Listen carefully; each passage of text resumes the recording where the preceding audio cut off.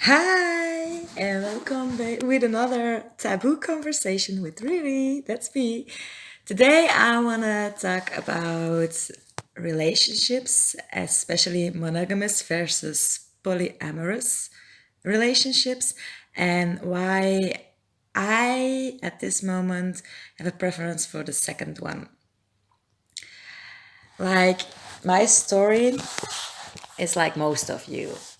Found a partner who I thought was at that moment was the one for me, and at that moment he really was. Lived together, bought some pets together, bought a house together, had a beautiful daughter together, like like most of you been through, been there, done that. 7 years, a very monogamous relationship with ups and downs, never really having bad issues or something, and still having a good relationship with him at this moment. But yeah, I've you can say I have experienced the standard monogamous relationship, and I can look back without any regrets really. The only thing is that at one point we changed, like everybody's changed throughout his lives, and we changed in other directions. So at the end, we had to split up. But that's what's life all about, you know? You meet people, and also in friendship relationships, you meet people, you think you're going to be best friends forever, BFFs, but for some reason, suddenly they're not in your life anymore. And as hard or those moments as those moments are, it's just like that. It doesn't mean that you suddenly have had less emotions or something like that. No, it's just the way things are. And for me, I look back at those moments with a lot of gratitude, because I wouldn't have been here without any of those moments and without any of those people, even those people who were maybe very harsh towards you at one point or really hurt you. Still, they made you able to grow. So for me, I don't look back at my past with any remorse or regret or like hard feelings really anymore. I used to do, but not anymore. So yeah, like that's my previous situation. But obviously, single right now.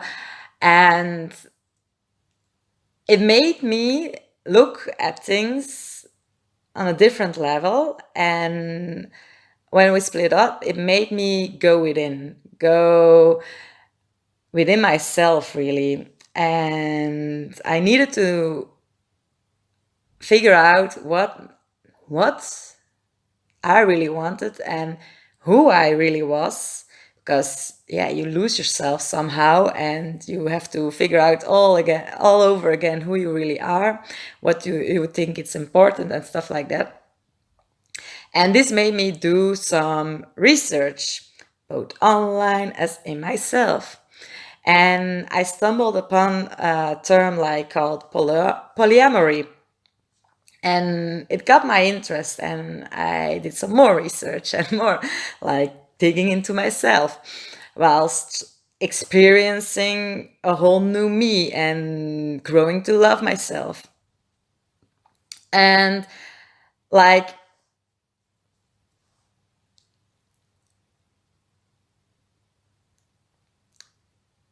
the term really got my interest, and I really wanted to know more about it. So I think, yeah, that's why if you have a kind of an interest, you probably are going more towards it. I don't know.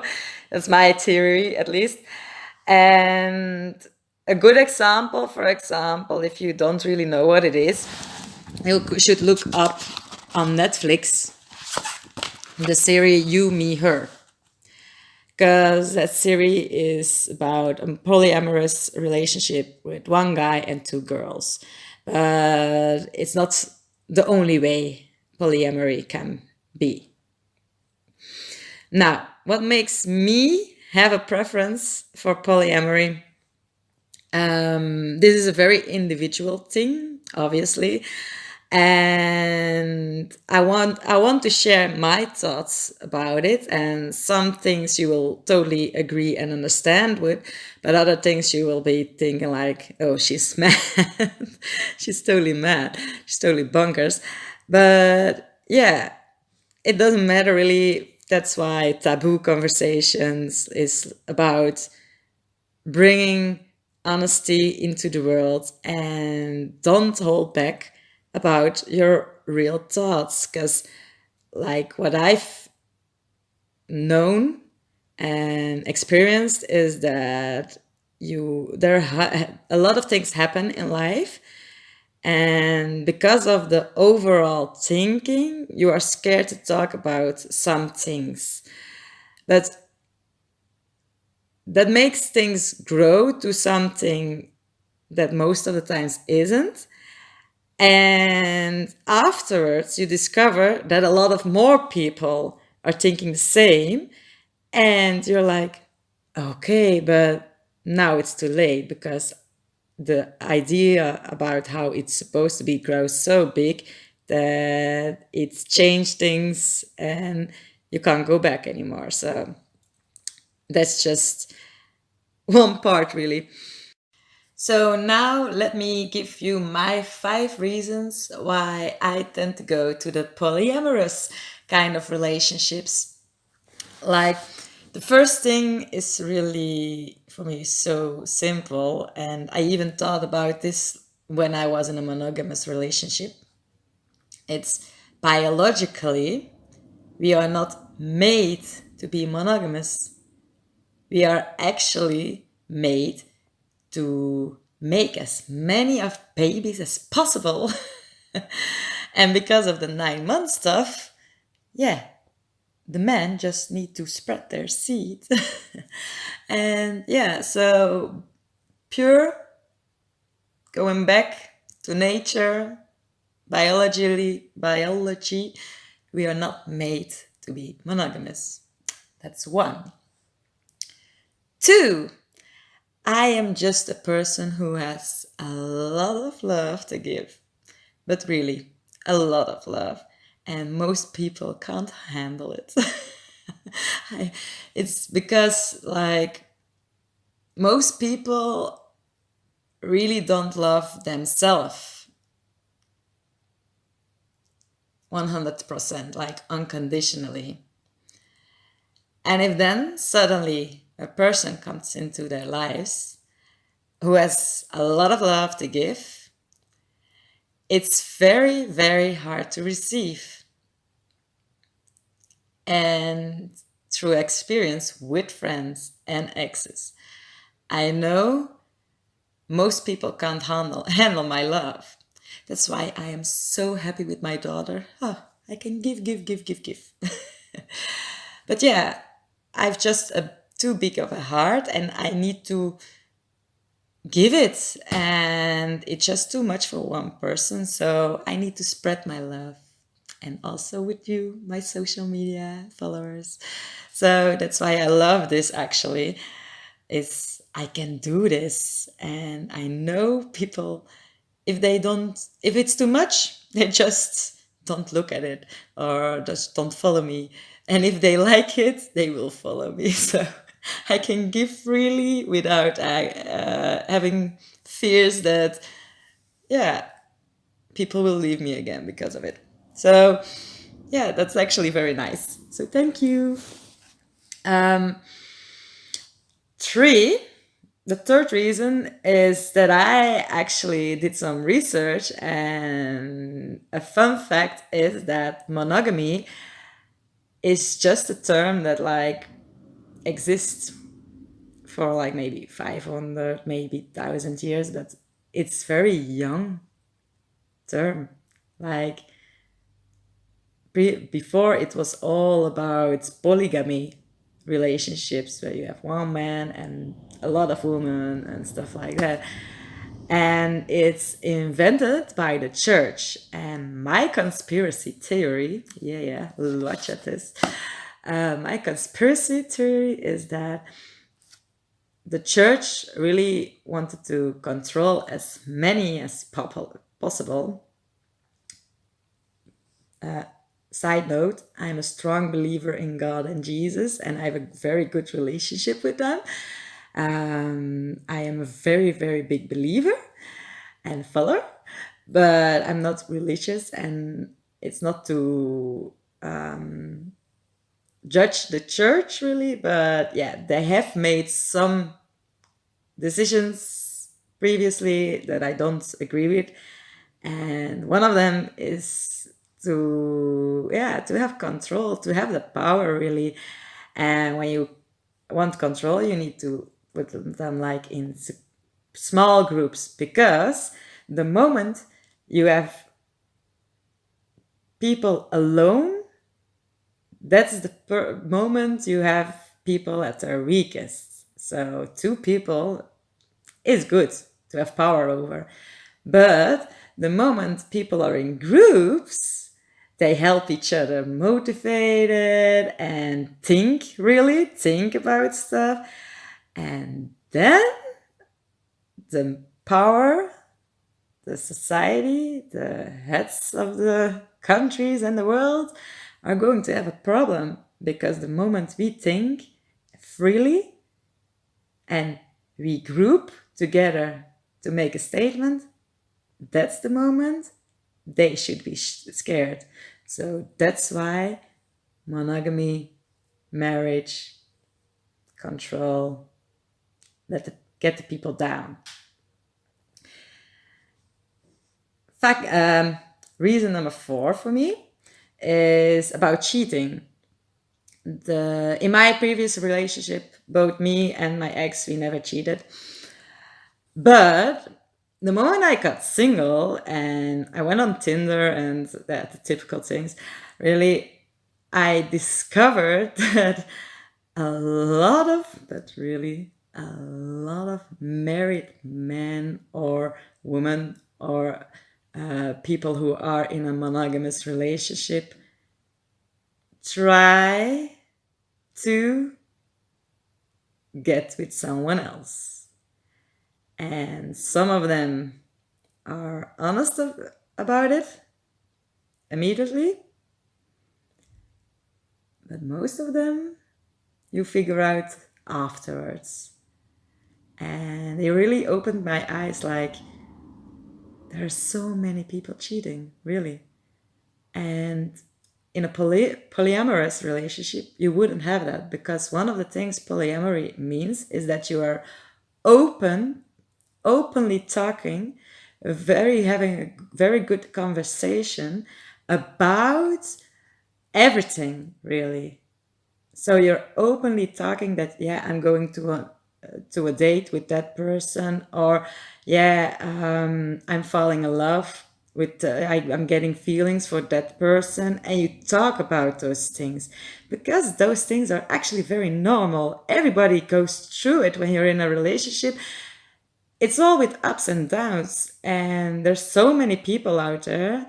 It's normal that you feel attracted to other people, and it's normal you are thinking about maybe having some feelings for other people. But because of the scare, like monogamy and stuff, we can't openly talk about it, and we are scared to hurt each other. But then it changed into cheating, and it's so much worse. For me, I believe it's so much worse. So that's number 4. Then my last one, maybe last one, 5, is that no one is perfect. Like, I've always believed in multiple the ones, because no one is perfect. And I believe you can have like a one on spiritual net level, a one on the adventurous kind of type, a one who is the best friend, the one that is very sexual attracted, and yeah, different kind of ones. But it's so overrated to expect that it's all in one person. And for me, it's like, why are we putting so much pressure onto ourselves and to the other to be that perfect? Because we are never going to be able to be it all. Like the whole in one picture. That's not going to be possible. But you will still have the feeling that you're not good enough, or that you have done something wrong. But in fact, you have not. You've just been yourself, and it's just one part that doesn't fit. But it's okay, It's not that you're bad or like so. And because of the pressure, it builds up to a point where you're like, okay, am I settling or not? And it's crazy. Why are we doing this? Why? So yeah, for me that's a very important one as well. And another one, like, I don't know, is it six or is it a side note? I don't know. But the thing is that the hard thing about all this is that it's quite new. We're not grown up with this kind of mindset, and it's hard to think differently. And what I've noticed when I talk with people about this is that most people understand where I'm coming from. They understand my ideas about it and actually agree with a lot of them, but they can't imagine really to be polyamorous in practice, like in real life. And when you think about that, for me, it's just about one thing really, why you can't do it. It's if when you turn it, when you go really digging about the basic reason, it's again what I talk about, self-love. Because why aren't you able to do polyamory? Because you can't vision to share. Why are you not able to share? It's because you are insecure, you're jealous, you are feeling that you're not enough, and therefore you don't really love yourself to the highest level you can be.